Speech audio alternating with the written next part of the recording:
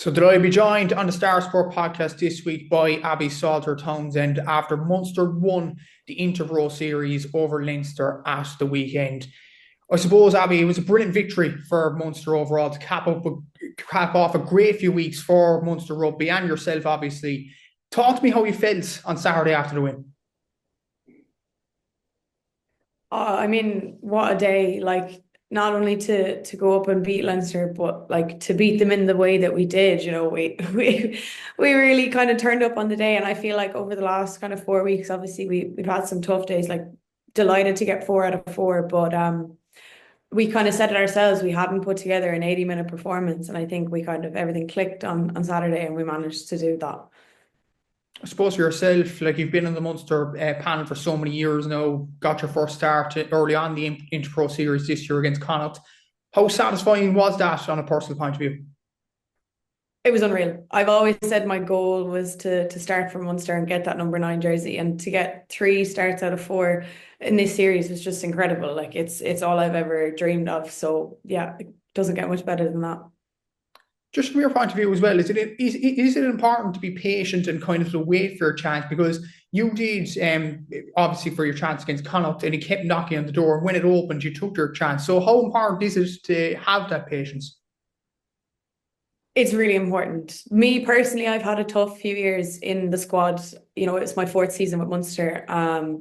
And I've kind of had a bit of a roller coaster. My first season in, I didn't get any caps. Then I was on the bench for 3 games the following year. I only played 1 game last year. So definitely being patient and waiting for my chance, and then to be able to take it this year is just incredible. Obviously, for yourself as well, you've come from a long way since your days with a Skibbereen Rugby Club, and obviously those days would have been very, very important to you. How vital were those kind of starting years for yourself?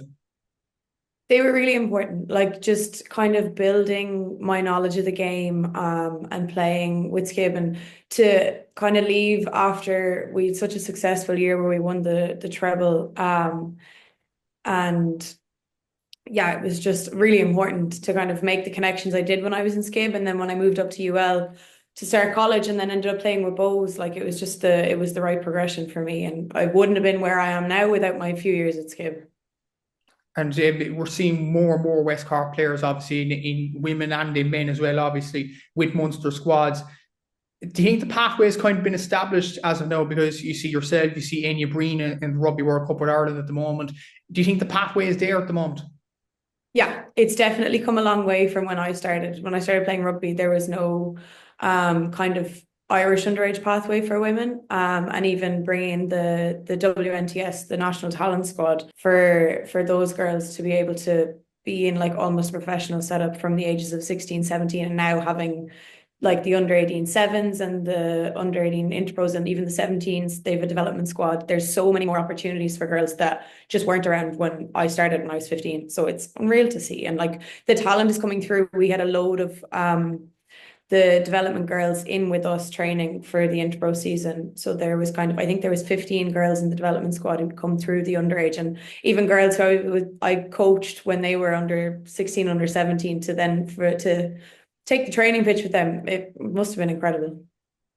And we talked about West Cork Rugby there with obviously yourself winning the Interpro series and the Breen being the Rugby World Cup. In terms of how beneficial it will be for the area, in terms of younger players coming up and look at their idols, like you'd be one of their idols, obviously Enya would be another one as well. Like, it's absolutely brilliant for the younger generation in many ways in West Cork.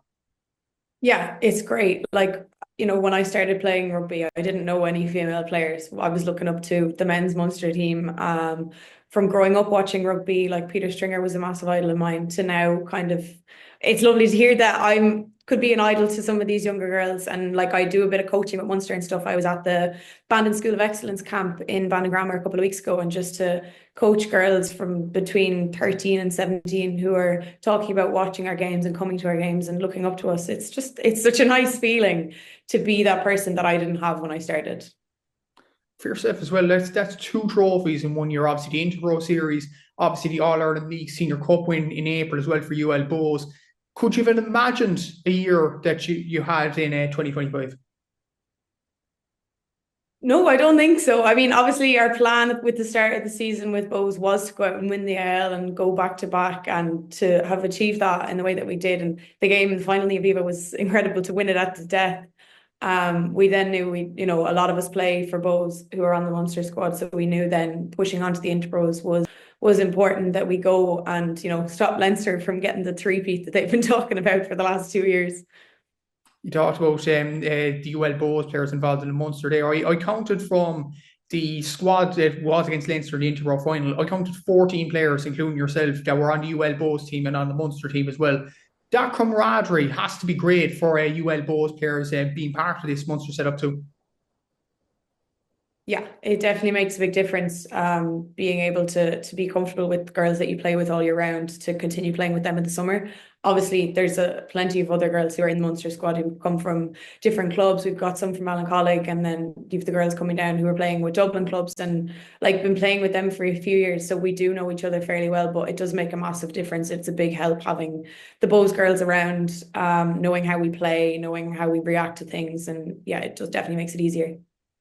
Talked about the three-peat there. Leinster wanted to do a three-peat this year to win it, not just to knock Leinster off their peril in more ways than one, but as well as that, to win every single one of the games, to beat Leinster twice, to beat Connacht, and to beat Ulster. Could you have won the Interpro series in a better way in many ways? No, there's no way, there's no better way of winning it than to go 4 from 4. I feel like there would have been a bit of disappointment if we'd lost one of the games and still ended up winning the final. But it's definitely the way to do it, and especially over the last kind of the 2 years previous, where we'd won 3 games and then lost the final to Leinster. That's heartbreaking in itself. So it really makes up for it this year that we managed to go and do it. I suppose you've had a brilliant year on a personal level. Obviously, Munster had a brilliant year this year, so did UL Bows. In terms of the future, I know you probably don't want to talk about the future now because you've had an amazing year already.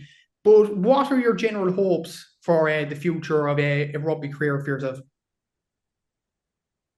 I'd just like to stay in and around the Munster squad. I think everyone kind of dreams of playing for Ireland, but I don't see that as being one of my main dreams. I'm happy where I am. I feel like I've achieved everything that I've wanted to, that's tangible, and I'd love to stay in and around and keep that number 9 jersey on.